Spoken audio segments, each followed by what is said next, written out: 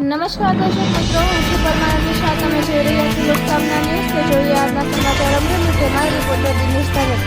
અમરેલીમાં આવેલા જાણીતી બ્લડ બેંક રેડ ક્રોસમાં દર્દીઓ પાસેથી મન માંગી રકમ લઈને આપવામાં આવે છે લોહી. સરકારી અને માનવતાની રાહે થેલેસીમિયા, બ્લડ કેન્સર અને પ્રસ્તુતિ માટે દાખલ થયેલ મહિલાઓ માટે બ્લડની જરૂરિયાત પર બ્લડ બેંક દ્વારા વિનામૂલ્ય બ્લડ દેવાનું હોય છે.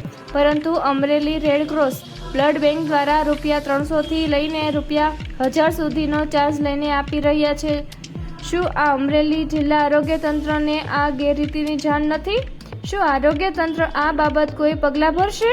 બ્લડ કેન્સર, પ્રસ્તુતિ અને થેલેસીમિયા જેવા દર્દીઓને તાત્કાલિક અને નિઃશુલ્ક બ્લડ મળી રહે તે માટે આરોગ્ય તંત્રએ બ્લડ બેંકો કડક સૂચનાઓ આપીને ગેરરીતિ અટકાવવી જોઈએ.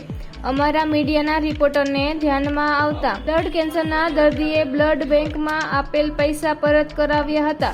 જુઓ આ રિપોર્ટમાં. તો ક્યાં ગામથી આવો છો તમે? બાબાપુરથી. આ બ્લડ લેવા માટે ક્યાં ગયા હતા? રેડ ક્રોસમાં. ત્યાંથી બ્લડ આપ્યું?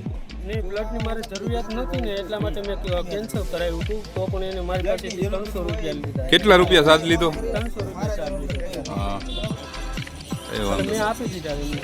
હા, શેનો ચાર્જ લીધો એ કઈ જણાવ્યું તમને? એમ કીધું અમારી જે બ્લડ કમ્પ્લીટ કરવાની જે પ્રોસેસ થતી હોય એની અમારે આ બ્લડની ચાર્જ થાય એટલે. બ્લડની બોટલ આપી તમને?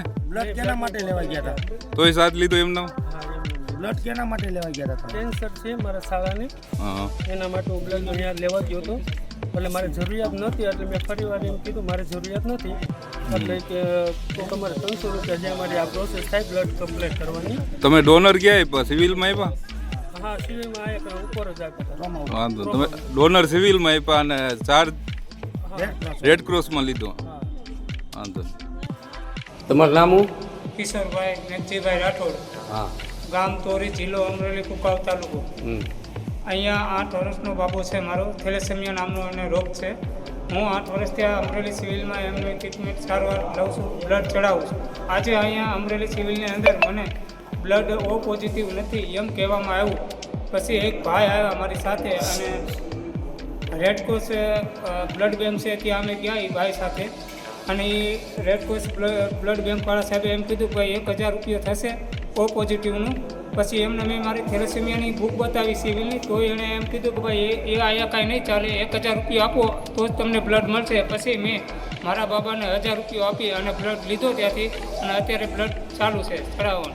તમે કીધું એને કે થેલેસેમિયા છે? હા, મેં એમને થેલેસેમિયા છે એમ કીધું અને આ બુક પણ એમને થેલેસેમિયાની બતાવી. આ બુક અહીંની છે અમરેલી સિવિલ હોસ્પિટલની. બરોબર. અને આ ગવર્મેન્ટ બુક છે અને ગવર્મેન્ટની થકે થેલેસેમિયા, એનેમિયા કે આ બે રોગના દર્દીને બ્લડ ફ્રી આપવામાં આવે છે ગુજરાત ભારતની અંદર. પણ છતાંય આ બ્લડ બેંકવાળાએ મારી પાસે અત્યારે ₹1000 લીધો અને એક બોટલ બ્લડ આપ્યું. ₹1000 પહોંચ ક્યાં છે તમારી? હા, અત્યારે છે મારી આગળ ₹1000 પહોંચ છે. અને ₹1000 લઈને શું કીધું એને?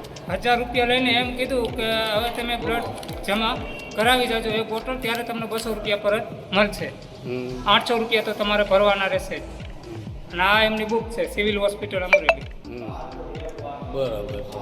પછી અત્યારે બ્લડ મળી ગયું તમને? હા, અત્યારે મને બ્લડ મળી ગયું છે ₹1000 આપીને. ₹1000? હા, ₹1000 એમને આપ્યો છે. તમે શું હવે આ સરકારને કંઈ કહેવા માંગો છો? હા, સરકારને એ કહેવા માંગુ છું કે સાહેબ, આપણા નિયમ મુજબ જે થેલેસેમિયા નામના રોગના દર્દીઓ છે એમને બ્લડ ફ્રી આપવામાં આવે છે. તો આ બ્લડ બેંકવાળાએ મારી પાસેથી ₹1000 લીધો. એ શા માટે લીધો? તમે શું કામ કરો? હું અત્યારે મજૂરી કરું છું.